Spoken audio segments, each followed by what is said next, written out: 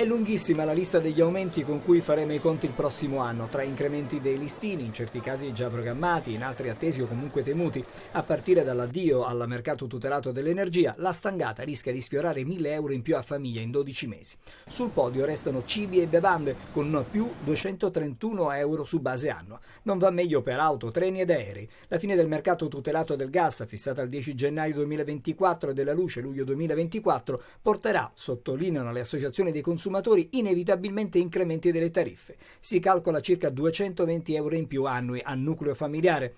Altra nota dolente l'RC Auto. Con 2 automobili, stando al Codacons, ci si ritroverà a spendere 62 euro in più rispetto al 2023. Un aiuto potrebbe arrivare dal calo dell'inflazione. Io sotto questo profilo sarei leggermente ottimista, nel senso che l'aumento dei prezzi previsto è comunque più basso rispetto a quello che abbiamo subito nell'anno passato. Tra le voci che peseranno di più sui bilanci familiari anche il caro telefonia. Per Asso Utenti gli incrementi saranno di 60 euro annui a utenza. L'elenco dei rincari stimati dal Codacons continua con le banche, più 18 euro a nucleo a titolo di servizi finanziari e bancari, tariffe locali più 60 euro per rifiuti ed acqua, bar e ristoranti più 68 euro annui a famiglia per mangiare e bere fuori casa. Non si salva il turismo, con aumenti dei listini che interesseranno strutture ricettive e pacchetti vacanza. Catania e Palermo si preparano per i grandi eventi della notte di Capodanno, resi noti i piani di comune e prefettura che dovrebbero garantire il massimo della sicurezza a chi sceglie di brindare al 2024 in piazza. Per il concerto di Mario Biondi e Tananai in Piazza Duomo a Catania saranno disposti dei varchi di prefiltraggio per limitare il numero degli accessi in Piazza Duomo e in Piazza Università, dove un maxi schermo trasmetterà in simultanea tutte le fasi dell'evento. Dalle 20 del 31 dicembre alle 6 del 1 gennaio, nel raggio di 200 metri da Piazza Duomo e Piazza Università, sarà vietato introdurre oggetti, strumenti e materiali pericolosi, vietati anche bastoni per i selfie, treppiedi, ombrelli, ma anche bottiglie e contenitori di vetro e alluminio.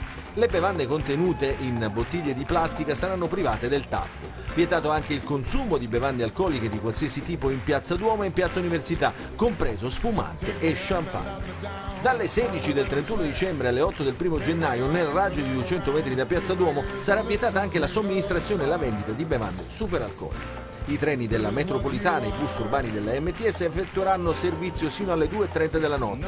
Lo spettacolo di Catania sarà trasmesso da Antenna Sicilia in diretta a partire dalle 20:30. A Palermo, per il concerto di Capodanno con Elodie in piazza Ruggero VII e in piazza Castelnuovo, saranno rimossi gazebo e deor nelle vie di accesso e fuga nel giorno dell'evento. La capienza della piazza è stata ridotta a 9.800 presenze. Anche qui sarà vietato introdurre valigie, trolley, bombolette spray, trombette da stadio e materiale esplodente. Proibita anche l'ingresso di bevande superalcoliche, bottiglie di vetro o lattine di alluminio. Inoltre è prevista la chiusura al transito di diverse strade e la sosta dalle 7 del 31 alle 7 del 1 gennaio nelle aree a ridosso del luogo dello spettacolo. L'omicidio di Lino Celesìa potrebbe non essere legato a futili motivi, ma secondo gli inquirenti ci sarebbe altro: sconfinamento di territorio tra bande rivali per la gestione dei locali della movida, oppure il controllo dello spaccio nelle zone dove è più intensa la presenza del popolo della notte che affolla i luoghi del divertimento. La squadra mobile di Palermo è al lavoro per capire se questo delitto, che sarebbe stato compiuto da un ragazzo minorenne assieme al fratello, potrebbe essere premeditato. Intanto sul luogo dell'omicidio, precisamente nel quadrilatero di via La Lumia, qualcosa è cambiato. Come vediamo anche da queste foto, controlli e presidi sono nettamente aumentati. Nei locali gli esercenti ingaggiano vigilanza privata e buttafuori per evitare disordini, ma tra i residenti c'è ancora paura, soprattutto dalle 21 in poi. Ci sono presidi, c'è polizia, carabinieri, controlli, assolutamente sì.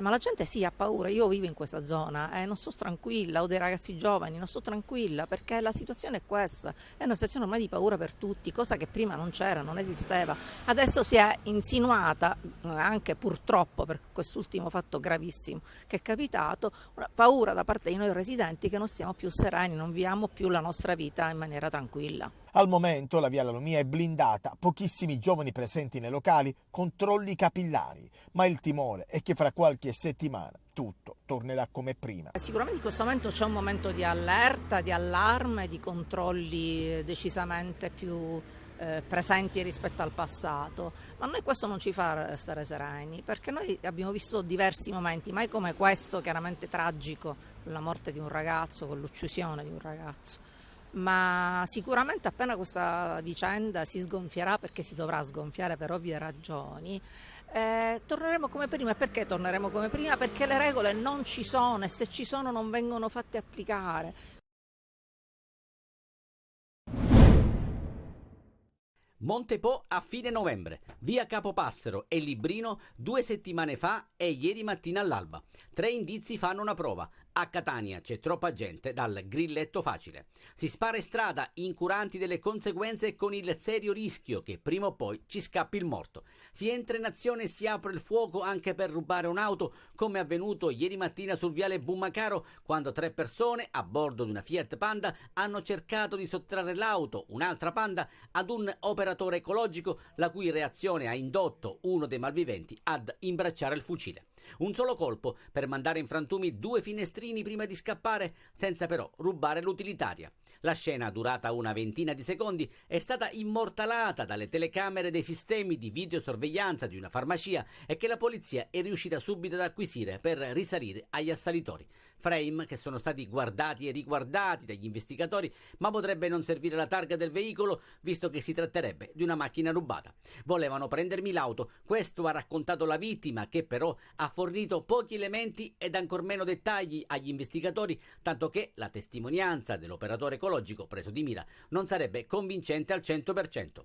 Possibile che per rubare un'auto si spari con una certa facilità? Se lo chiedono i poliziotti della squadra mobile, e l'interrogativo apre scenari inquietanti, specie in alcuni rioni cosiddetti a rischio, dove pistole e fucili vengono utilizzati con una certa frequenza.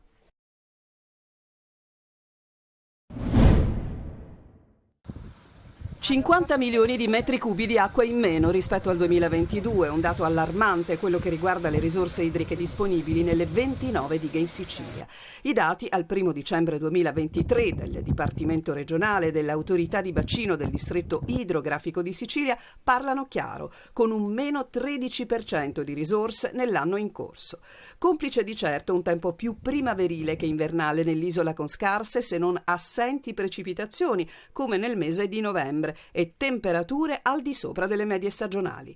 Il grido d'allarme arriva dagli agricoltori, che vedono falcidiata la produzione, ad esempio degli agrumi coltivati nella piana di Catania. Per quanto riguarda gli agrumi, la carenza, la mancanza totale di piogge di quest'anno ha fatto sì che abbiamo un prodotto di qualità eccellente, però abbiamo un prodotto più piccolo che facciamo fatica a smaltire. L'assenza di precipitazioni, ma anche il caldo, pesa fortemente su una situazione sempre più critica. Dai dati forniti dal Servizio Agrometeorologico Siciliano, il 2023 si candida ad essere considerato l'anno più caldo mai registrato. Tra gli invasi che registrano maggiore sofferenza, il Garcia, che serve a prelevare acqua potabile nel Palermitano, tanto che se entro il 10 gennaio non interverranno piogge consistenti, servirà un tavolo regionale urgente per decidere misure opportune. Occorre, come ci è stato promesso da parte dell'assessore, immediatamente un tavolo di concertazione fra mondo della produzione e mondo delle industrie, perché solo così possiamo sperare che questa campagna porti un poco di reddito ai produttori di agrumi. I produttori sono in subbuglio anche a Sciacca, dove a causa della riduzione della possibilità di attingere acqua irrigua dal lago Arancio nel territorio di Sambuca di Sicilia, il cui bacino è interessato da un'alga tossica, hanno dato vita a un sit-in di protesta e chiedono con urgenza l'intervento della regione.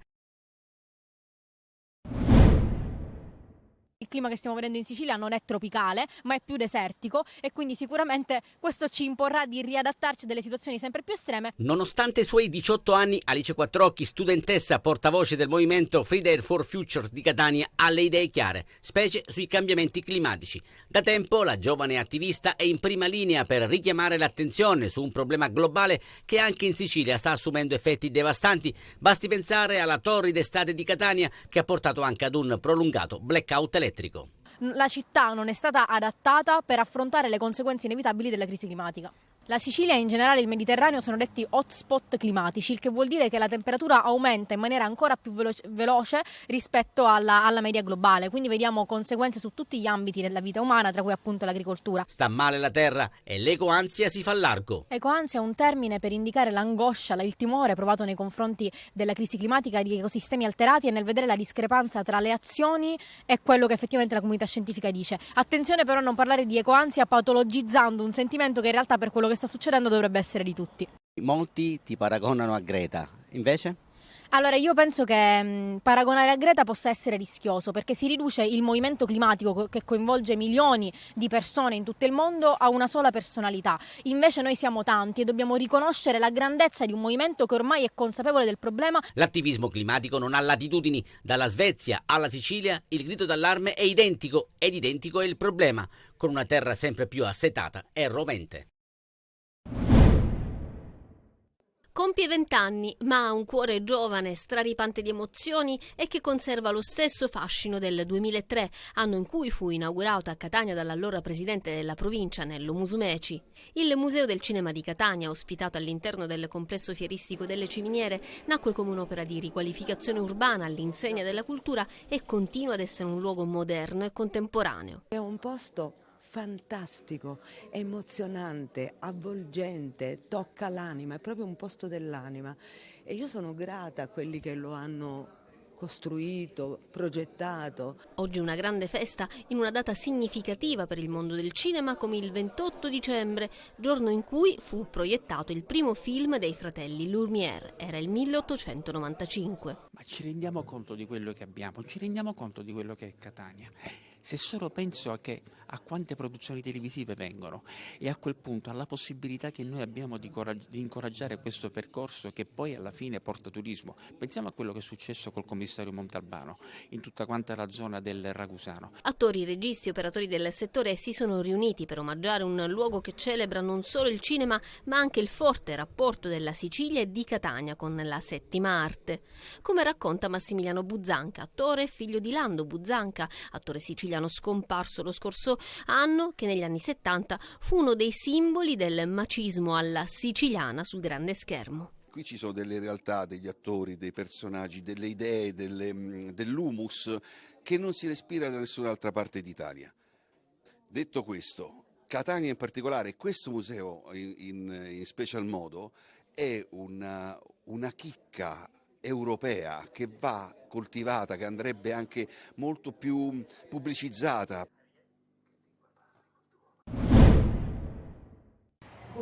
Donne che guardano oltre. Si è conclusa con questo tema la rassegna Donne, Parole e Libertà organizzata dal Club del Libro alla Londinese a Palermo.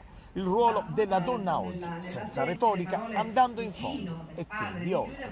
Abbiamo voluto parlare di donne da settembre fino ad oggi, abbiamo cercato di farlo senza retorica, parlando della donna a 360 gradi e con estrema sincerità. E chi sono le donne che guardano oltre, secondo te? Sono le donne del quotidiano, quelle che vivendo la loro vita passo passo, credendoci, perché tuttora fuori di retorica ci vuole anche un grande sforzo a fare bene da donne, riescono a impegnarsi a fare il meglio ogni giorno. Diciamo che il nostro paese non ci aiuta del tutto, c'è tanto da fare. Ma cosa è cambiato dopo tanto sangue e soprattutto dopo l'uccisione di Giulia Cecchettin? Ne abbiamo parlato anche con la scrittrice Stefania Auci, autrice di tanti libri come I Leoni di Sicilia. Donne, soprattutto ragazze, questa è una cosa che ho notato, sono ragazze che denunciano, ragazze che parlano, sono anche figlie di madri che si trovano in una situazione di difficoltà, così come ci sono madri che cercano di tutelare le proprie figlie. Credo che questa